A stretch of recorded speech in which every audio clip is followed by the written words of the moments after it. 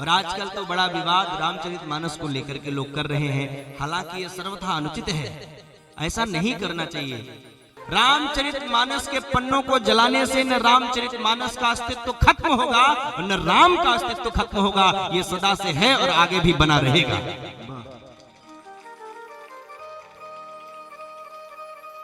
औरंगजेब आया तो देखा लोगों में बड़ा संगठन है।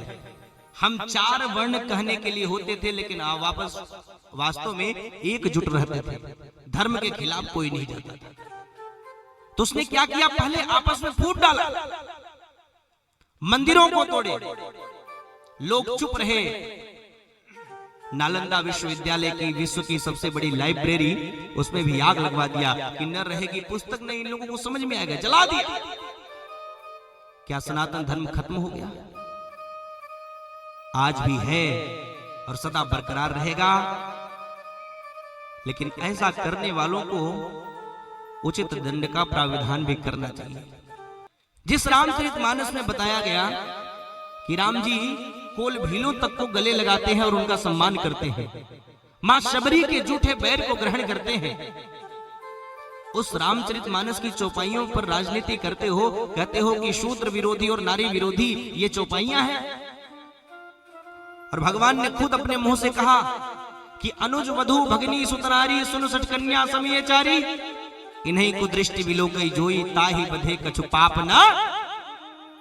जो छोटे भाई की पत्नी को, बिटिया को, दूसरों की नारी को कुदृष्टि डाल करके देखता है, उसे मारने में कोई पाप नहीं लगता है। जहां नारियों का इतना सम्मान है, उस ग्रंथ में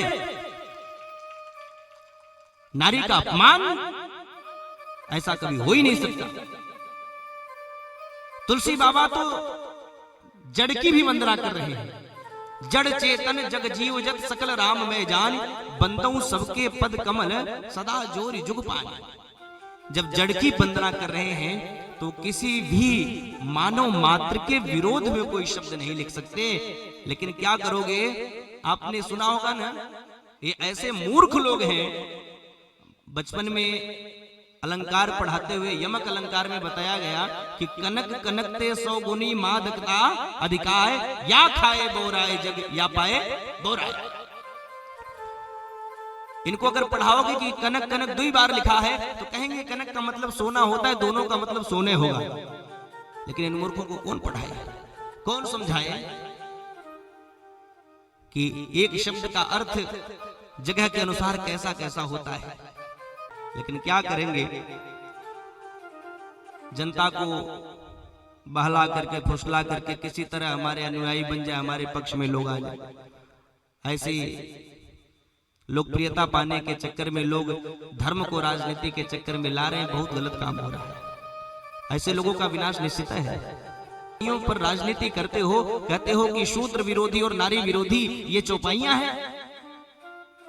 और भगवान ने खुद अपने मुंह से कहा कि अनुज वधु भगनी सुतनारी सुन सठ कन्या समयचारी, इन्हीं को दृष्टि विलो गई जोई ताही बधे कछु पाप न।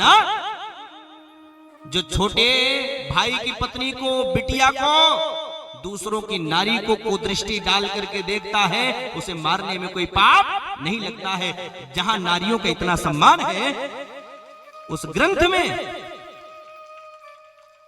नारी का अपमान ऐसा कभी हो ही नहीं सकता। तुलसी बाबा तो जड़ की भी वंदना कर रहे हैं। जड़ चेतन जग जीव जग सकल राम में जान, बंदऊ सबके पद कमल सदा जोरी जुग पान। जब जड़ की वंदना कर रहे हैं तो किसी भी मानव मात्र के विरोध में कोई शब्द नहीं लिख सकते। लेकिन क्या करोगे, आपने सुना होगा ना, ये ऐसे मूर्ख लोग हैं। बचपन में अलंकार पढ़ाते हुए यमक अलंकार में बताया गया कि कनक कनकते 100 गुनी मादकता अधिकाय, या खाए बोराए जग या पाए बोराए। इनको अगर पढ़ाओगे कि कनक कनक 2 बार लिखा है तो कहेंगे कनक का मतलब सोना होता है, दोनों का मतलब सोने होगा। लेकिन इन मूर्खों को कौन पढ़ाए, कौन समझाए कि एक शब्द का अर्थ जगह के अनुसार कैसा कैसा होता है। लेकिन क्या करेंगे, जनता को बहला करके फुसला करके किसी तरह हमारे अनुयायी बन जाए, हमारे पक्ष में लोग आ जाए। ऐसी लोकप्रियता पाने के चक्कर में लोग धर्म को राजनीति के चक्कर में ला रहे हैं, बहुत गलत काम हो रहा है। ऐसे लोगों का विनाश निश्चित है। हमेशा से हम लोगों में विखंडन पैदा किया गया। अंग्रेज आए तो बोले फूट डालो राज्य करो। आज वही बात ये आतताई लोग कर रहे हैं, जिनको 1%, जिन्हें मूर्ख भी कहा जाए तो कम है, 1% भी ज्ञान नहीं है, वे लोग रामचरितमानस के चौपाइयों का अर्थ निकाल रहे हैं। ऐसे मूर्खों को क्या कहा जाए? और ऐसे लोगों के अनुयायी भी रामचरितमानस के पन्नों को जला रहे हैं। हम तो कहते हैं ऐसे लोगों का विरोध खुद करिए और खुल करके लोगों से करवाइए। हाँ, समाज में ये लोग भयंकर आतंकवादी के रूप में हैं। क्यों? हमारा कोई भी गांव हो, हम कहते हैं न हमें हर जगह ब्राह्मण रहते हैं, न हर जगह क्षत्रिय रहते हैं, हर वर्ण के लोग रहते हैं कि नहीं? और एक बात बताना, किसी भी वर्ण के यहाँ अगर कोई काम पड़ता है, कोई दुख पड़ता है, कोई विपत्ति आती है, तो हर वर्ण का व्यक्ति दौड़ता है कि नहीं दौड़ता है?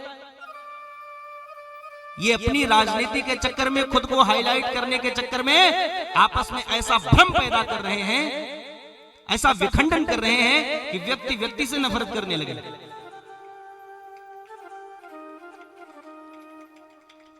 तुलसी बाबा की लिखने के शैली आप लोग बड़े ध्यान से सुनिएगा। भोलेनाथ का नाम छोटा सा लिख दिया, शंभु गए कुंभज ऋषि पाही, लेकिन सती जी का नाम इतना बड़ा रख दिया।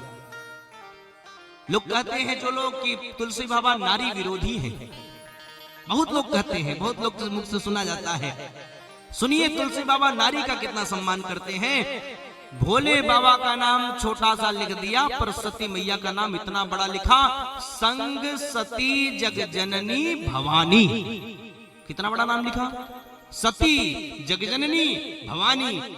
अरे भैया, पूरे जीवन का परिचय स्त्री का तब पूर्ण होता है जब उसका परिचय 3 रूप में किया जाता है। स्त्री जब छोटी है तो किसकी बेटी है? ये उनकी बेटी है। जब बड़ी हो गई तो उनकी धर्म पत्नी है, और जब बूढ़ी हो गई तो उनकी माता जी है ना? 3 प्रकार से एक स्त्री के जीवन का परिचय होता है। अब तुलसी बाबा ने ये तीनों बात लिख दिया। सती कौन है? सती बोले सती दक्ष की बिटिया है। भवानी, भवानी कौन है? बोले शंकर जी की अर्धांगिनी है, धर्मपत्नी है। और जगजननी सती जी माता किसकी है? बोले सती जी संपूर्ण जगत की माता है। 3 प्रकार से परिचय लिखा तुलसी बाबा कि रामचरितमानस के पन्नों को लोग जला जला करके राजनीति कर रहे हैं। आप लोगों ने देखा होगा, बहुत अनुचित कार्य हो रहा है और इसका विरोध करना ही चाहिए, और ऐसे लोगों को उचित दंड भी मिलना चाहिए।